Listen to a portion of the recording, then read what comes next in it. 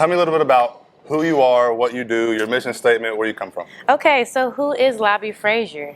Well, if you Google Labi Frazier, there's going to be a few things that you'll find out. One, I ran track for the University of Louisville, so D1 athlete. Exercise science was my major. But if you go a little bit deeper than that, I've been an athlete all my life, literally, since I was about 5 or 6. I loved competing, and from there I was always in the news, always, like, my mom's in the community, my dad was a coach, my mom's a coach, so I was always in newspapers, always in like magazines or like news, like live news early in the morning, just talking about like getting moving, being young, and there was a thing called Verb, like what you do. So like I was always part of like those things in the community. So like I said, if you Google Labi Frazier, you're gonna find like, okay, this child did a lot. But if you look up LaBianca Frazier, that's my full name. Oh. Most people don't know that. My full name will bring up a lot about who I am and what I do. And I was a cheerleader, ran track and field, played basketball, so you'll find out my government name and things behind that. So everything that I do is building a community around health and wellness, because I feel like your health is your wealth. If you look good, you feel good, you're gonna make some money. And it doesn't have to be monetary. You're gonna make something of yourself. So you're gonna be a light in bringing things to people. So Labi Frazier is the light. My mission is to elevate, to cultivate, and to bring a community together. So who I am and what I do, I'm just that light in the room that makes things a little bit fun, interactive, and educating, so you feel like you're inspired and you want to take the next step to make yourself the best version of yourself. So when you Google me, it'll be a lot of like, dang, this is a lot of work. But in a lot of years, I have built up who I am till today. You will still, like, it's still the same thing. You might see me playing flag football. I might be on the front page of the flag football website. Cheerleading, I'm a cheerleading tumbling instructor, so I've been doing that since I was about like 12. You know, most cheerleaders, they help other cheerleaders. Some of them do. Not all cheerleaders are coaches, but I was around coaches, so I've just always had that, like, let me help you, let me give you a tip, let me give you a trick, and that's what I did, and that's what I do. And when it comes to like track and field and basketball, I am more sports specific. So if you're an athlete that's like, hey, I want to get my jumper together, or I want to get my endurance together, all right, let's get you on a program and let's figure out how we can get you there. Because I was one of those athletes that I wouldn't say I'm not gonna, I'm not gonna toot my own horn or boast about myself, but I was someone who like knew my role, and my goal was to get an award for that role to show consistency. Not just to say, hey, you were the best defensive, like, who cares about that? Like, defense wins games. So like, did we get better? And if I got this award each year, then that's my role. So if I do anything different, I'm not being me. So I have those awards, have those things, but those are just things to show consistency, and I can go back and Google to see, okay, that's who you are, that's what you did. I'm just someone who likes to show receipts. If you don't show receipts, did you really do it? Is that who you really are? Can you walk and talk? I'm not a preacher, but can you walk and talk what you've done?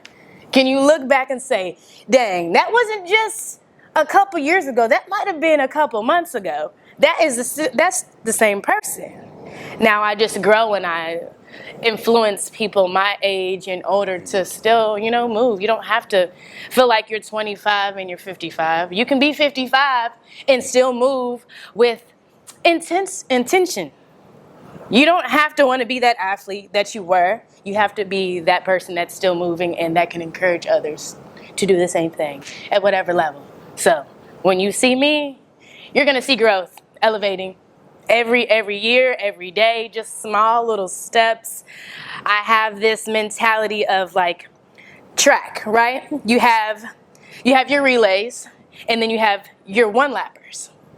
That's the 400 meter, and that's what I ran. But I also did relays. So 4x2, that's half and half. 4x1, that's quarters. If you think of life in quarters, The first half or the first quarter, you really have to get after it. If you don't put some effort into it, it's not going to work. It's going to fail. So you're going to be back at the starting line. First step, give effort. Second step, okay, you feel what it is. Take another step forward. So that means taking that second wind. Like you have to lean into that next curve. That could be that next chapter, that next step. That might be a degree. It might be a job. Lean into that. Believe in yourself. Take a deep breath and go for it. Like literally, go for it. You could be scared to jump off the diving board. Go for it. You have every tool in the toolbox to succeed. Last stretch. The bear's on your back. Life's on your back. There's another hurdle in life. That last home stretch is just give it all you've got. That really shows who you are. So that's how I pretty much go about like life, and that's what shaped me into becoming like this cultivating, elevating type of person that wants to see community grow. Because in track and field, it's you in that line. You on that track. It's just you. There might be someone beside you, but what you do is what you do. Because tomorrow is a whole nother day. So I can't take today and say, oh man, you beat me. Like, no, actually, you didn't, because I either did better or I actually got after it. So my effort and your effort is going to be different. Okay. I got a question that came up. You ready for it? I'm ready. You said that you've done both individual sports and team sports. Yeah. What are the biggest differences between the two and applying those to life? Ooh. So with team sports, you have community, accountability, and motivation. When you're in a sport where it's all on you, you have to think about your motivation.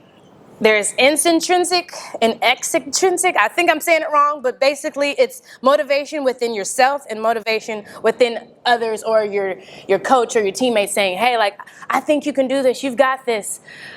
When you think about life and how both of those play a role, I believe regardless if you are by yourself in that lane or if you're on a team, you still have to believe in yourself. Regardless, you have to have self-worth, self-gratitude. So when you're in life, it's just you. Now, when you have a team, that's motivation that helps you out. So you have to find a community. If you're not part of a community already, or if you don't have one that you've, grown with, then it's going to be hard in life. But if you're used to taking yourself outside of that whole team, like maybe you're on the basketball team and you're not the captain, but you have a role. If you feel like that role is not needed, then in life you're going to feel like you're not needed. So if you take yourself outside of that group and say, if I'm not consistent doing this, I haven't done my job. Not even like, it doesn't matter if the team wins or loses. Like, did I do my job? Did I do my best? Take that, and when you go to college and when you get out of college, like you'll literally see like, dang, it was like, it had to be me. I had to wake up. I had to do this. If you go to practice, like if you slack off, no one's going to really notice until someone's dissecting the relay or what you could have done differently in like, your replays when they show you like when they show you what you look like. So the film tape? Yes, the film, you're like, dang, you're right. But it has to take for someone to take that extra time to dissect the group. And that doesn't happen often, but I kind of take that, to go a little bit deeper into that question.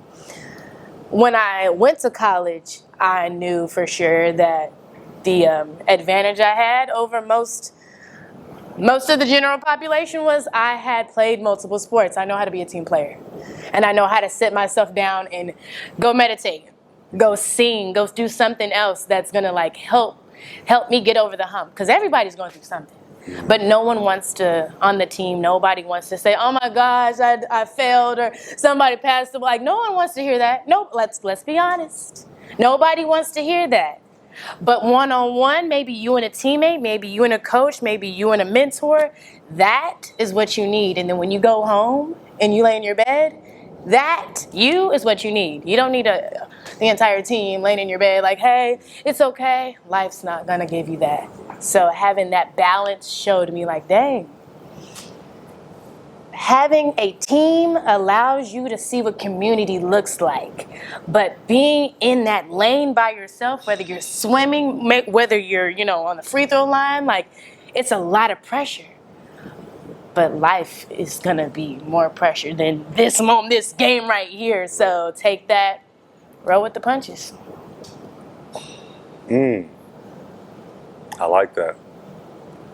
Your background in both team and individual sports helped you apply when to look at the film, when to be a team player, when and how to adjust. And tell me a little bit about how other people can do what you did. If they are in their 20s or 30s, even 40s, they're just trying to figure out how to combat life. Yes. How can they take the aspect of being in a team sport or individual sport and apply it to their life in a way that can benefit them in their personal goals today? Ooh, okay. Well, this is a topic I talk to most of my clients about. Not feeling afraid to be part of a community, regardless of what that is. So, like, if we're thinking sports, you might want to play pickleball, you might want to do golf, and you notice, like, not most of your friends do it, so you don't do it. You have a coworker, y'all find something similar, y'all have something that you all can relate to, take that, and then go a little deeper. And let's talk about, how that relates to, your health, your wellness. And then what are steps that you can do before you know it, you'll be part of a community because you'll realize that everyone's in the same boat. You just have to open up and feel, like I said, it's like jumping off that diving board, like take the risk. The first step is realizing like, hey, like I don't know what I'm doing. Find someone, like what we're doing right now, find someone that you feel comfortable talking to. We like fitness. Before you know it, you're gonna know that I have a dog or that I want a dog or like whatever that is. And then you realize, dang, life is a little bit easier knowing that someone is there that's on the same page. And then from there, you might invite them to, something new that you're trying, like a pickleball game. And before you know it, you're like, wow, I actually like this. And now I'm finding a community that makes me feel like I'm wanted and welcomed, heard, and seen. So just taking that first step. I feel like not everybody is open to that, but you have to be open to change. And that's what sports has taught me. You have to be open to change, being uncomfortable, and showing up as you. Because when you don't show up as yourself, people are not going to know who you are. From day to day, they're just like, I don't know. That person is, I don't know. So being, like I said, when I was talking about like knowing your role, know who you are. And sometimes we don't know who we are, so we have to talk to others that may be in the same boat. And then a light bulb might come up, and then, hey, we're on this ride together, y'all. That was so enlightening. I think to add on top of that, I got to pick at what you said earlier, too. You were talking about how you would go on the straightaways or you'd be on the curves when you're running your 400 or your 200. And you would have to catch that second wind. You'd have to change. You'd have to do something so you're able to finish. In life, people come to that roundabout. They go into that straightaway and they don't know when that turning point and when they need to shift gears, which can be the need to be vulnerable and get inside of a community. They need to shift from, all right, I've been doing this by myself for so long. I need a different perspective. I need to grow. I need to change. What would you do, or what would you say to recommend someone to get out of the comfort zone, to be vulnerable, or even to take a jump at being in the fitness industry? Ooh, what would I say to somebody that's scared? Pretty much. Ooh, you know what? The biggest thing that I say, because, I'm not perfect. Scared money don't make no money. It don't. It never does. If you want to elevate, whether that's your mind, body, and soul, scared money don't make no money. If you are scared, you're not going to go anywhere. You're not going to go anywhere. You're just going to be mad at yourself. So you have every day to make a change. Doesn't matter if it's tomorrow. Doesn't matter if it's today. Just make the change. You're going to feel the change in your body. Like, it's going to want to happen. Like, I've been in the same boat. No one likes change. No one. My coach would tell me, you need to feel uncomfortable. I'm like, why? I'm going to throw up. Like, it's not going to be it. That's a physical change. Now, when you're mentally like ready to take that step, maybe join a Pilates club or maybe join a membership. If someone like us that is a fitness professional makes a post and says, DM me or react to this, don't feel afraid to react. Scared money don't make no money. If you seen that someone was going to give you $1 million, if you clicked like, would you do it? Yes. If you know you want to get into the gym, but you're so scared and you see a flyer and you know you're in the area, would you click yes? In the back of your mind, you wouldn't, but what you should do is click yes. I want to submit. I want to try. No one's asking for you to commit to this lifestyle. They just want you to commit to a change. So what I'm saying is for someone who's scared, you see things all the time. You see ads. If you're on social media, you see things. Literally, what the algorithm does is show you things that you want to see. We just don't take the initiative and do it. It's the other things. If they show you freebies for food, oh yeah, I'll go. Freebies for a gym membership, I don't know about that. Like, that's crazy. It's crazy. I mean, free yogas with goats, like they might do that, but it's the change they know they're going to have to do that is hard. So I'm one of those people. I'm pretty sure you are. We have positive attitudes towards fitness. Do not feel afraid to slide up on the DM and say, I'm ready. Or most of the flyers have the location and the times. No one is telling you that the door is shut. The doors are open, always open. We're open arms, we're welcoming. Your first step is not your last step. Just take the step. Push the button. If anybody has seen Rush Hour, push the button. Push it. It's you. It's only gonna be on you. We're gonna be here as long as we can be. And I always tell people, I'm here for a good time, not a long time. You better catch the train while it's here. Yep. Because you never know where your trainer or someone that you feel comfortable with. Go ahead and take the leap of faith, and when you get there, you'll realize that it's not that hard. It's not that bad. But it's that first step. That first, literally, if you were in track, that first couple steps is like, oh my gosh, you got to dig. Then you catch your stride. Yes, you got to dig and go. But it's like someone pushing you off your front step. You got to take the next step. And if you don't like it, well, just stop. Here at CSS, we don't have memberships where you have to lock in for 30 days. You can come one day at a time. You can get a package and you're like, I want to pick these 10 days. You're choosing it. You're choosing to come, but also we don't pay to play. So push the button, take the step. We're all scared, but you can't be scared too long. Life's gonna go past. Man. I told you I was gonna get deep. I see. I mean, you have to really take that leap of faith. And that's just something that I've been learning. Like, I didn't want to go back to school, but something literally pushed me out the door. The tests aren't hard. The classes aren't hard. It's just that first step of, like, getting the ball rolling. Mm-hmm. No one likes to get the ball rolling. They like consistency. But if you don't like where you're at, you got to change where you're at. Mm-hmm. If you don't like the things that you're doing, you got to change what you're doing. If you don't like the people and places that you're at, you got to change the people and the places that you're going. So this might be the place that you need to start going to. Heck yeah. Heck yeah. You know? I got one more question. You All ready? right. One more question. In your daily life, do you have a non-negotiable daily habit that you do besides working out? Ooh, I do. And this is going to sound crazy to some, but my non-negotiable is rest. I have to get a nap every day. I have to. I've gotten to the point where I set do not disturb times, and it's about like 2 or 3 hours because I have to prep myself to wind down. Now, I'm not asleep for 3 hours. I'm probably asleep for 45 minutes to an hour.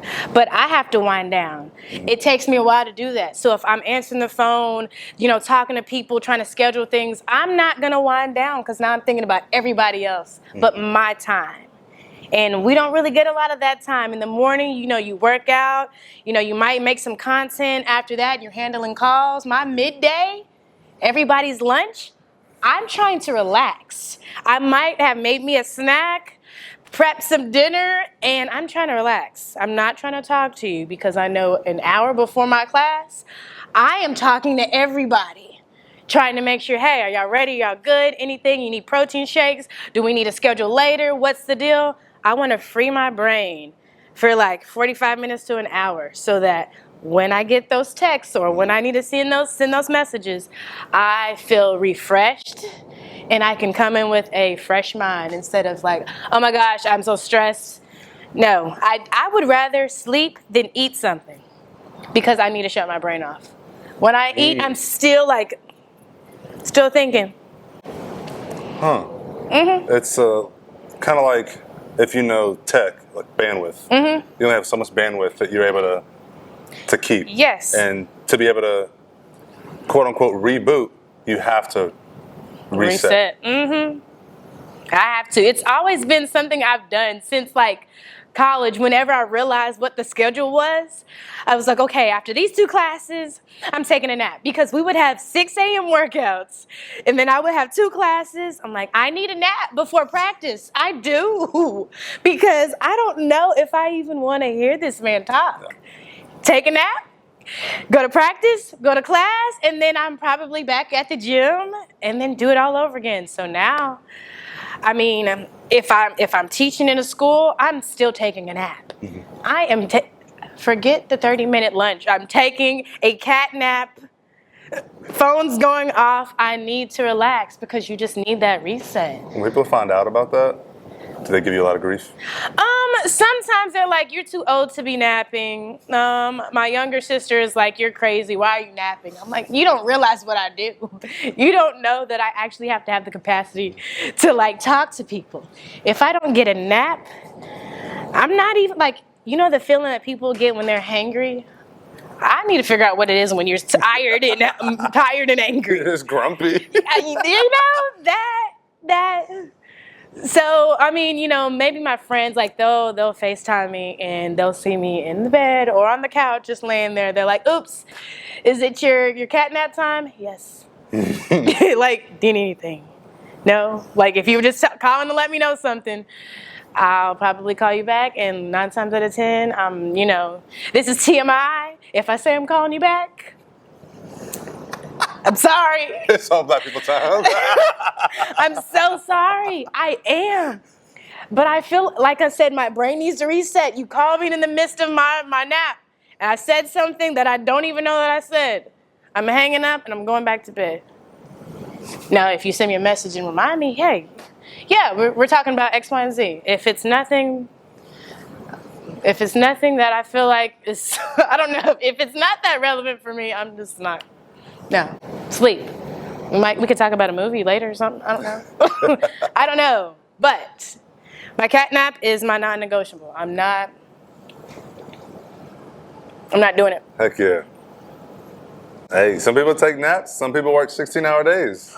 Everybody's different. Ooh. But to each his own, and you do what you need to get the results that you want. Exactly. It's what's the fancy saying? Contemplate the price you pay for an action. Yep. The price that you pay for not taking a nap, you know it. Boom. The price that other people take for taking a nap is they're not willing to make that sacrifice. As long as everyone knows what their non-negotiable is, yep, it's all that matters. What you said, play silly games, get silly prizes. I appreciate it, Labi. I appreciate no problem. We're going to do this more often. That was just a little talk with Labi. We got to know her a little bit better. This is going to be the first of many talks. I'll see y'all later. Peace.